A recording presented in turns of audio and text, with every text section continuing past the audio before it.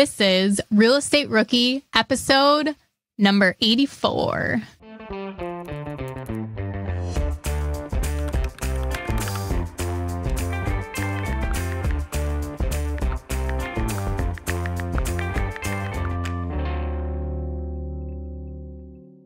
I'm Ashley, and I am here with Tony Robinson. We are your co-hosts of the Real Estate Rookie podcast, and today we are back with another episode of the Rookie Reply.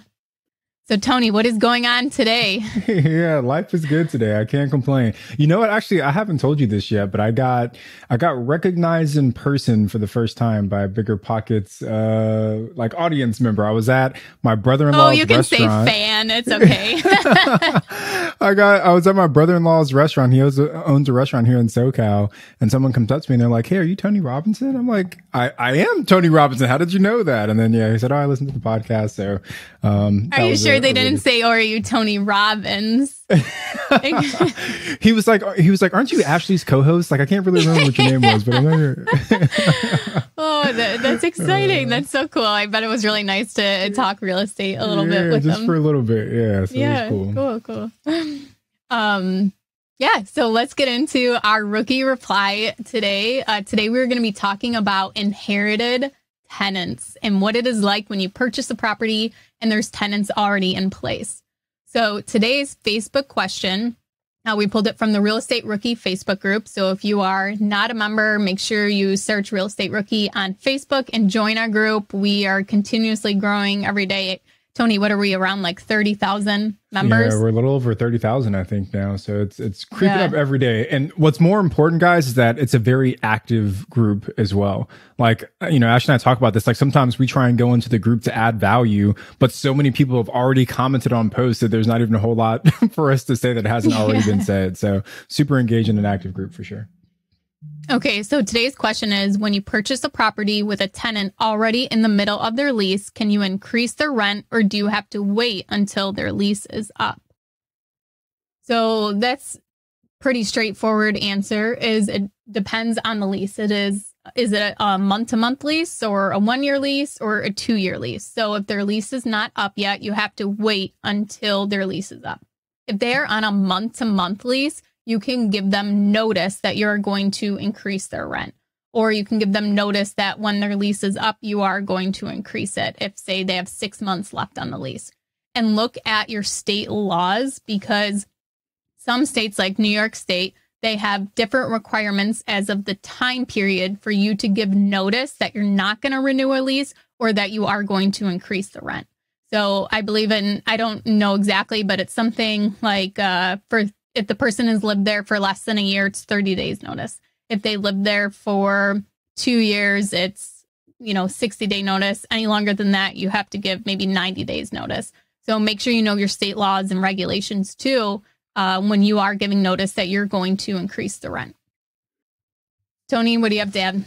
Yeah, I guess the only thing I'd add is that sometimes there are situations where maybe there isn't a lease in place, right? Like the owner, the landlord, the current owner doesn't know where it's at or can't remember what it was.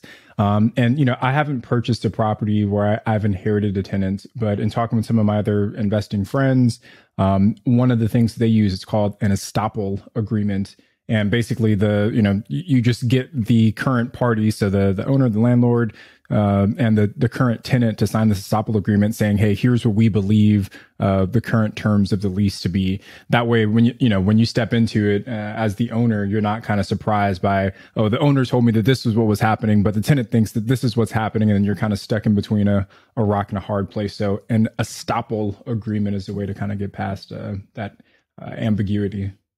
Do you want to spell that for us real quick? Yeah, I actually have to look it up too because I wasn't sure either. But no, it's Estoppel. Right? Oh, there you go. All right, yeah. You got it. No, I have used these before, and I'm so glad you brought that up. I didn't even think about that, but that is such great advice, and you can just Google it online. That's what I did when I used one. But yeah, it is great to verify what that seller is telling you, especially if they don't have a written lease. That's such a great point. And you can do that before closing. Ask the seller's permission to send these, and you send them to the tenant and you have them mail them back to you directly, or maybe you meet them in person. But that way you're getting a sense of what they think that their lease terms are and what they say, so that if there is a mismatch of information from the tenant and the seller, you can figure that out before you actually close on the property. Because there's been instances where I've taken over management of a building and they've said, well, my security deposit was this much. I put this much more down, and I actually had to pull out the Estoppel agreement and say, here, you signed that it was, this amount way back then, even though you didn't have a lease agreement with that landlord. So definitely can be very useful to you. And also getting the condition of the property too. Yeah, always good to just kind of CYA and make sure you're covering all your bases in that sense. Ash, I guess I want to get your opinion on something, right? So right now we're still kind of in the middle of this pandemic. There's still a lot of eviction moratoriums going on in places. Would you be more hesitant today to purchase a property with an inherited tenant than you would be, early 2020? Let me tell you a quick little side story first. So I saw this news article, and it was from Lancaster, which is outside of Buffalo, New York. And a landlord had 2 tenants inside that were not paying rent. And so he spray painted their names on the roofs so that everybody that drove by could see that so-and-so owes me $11,000 in rent.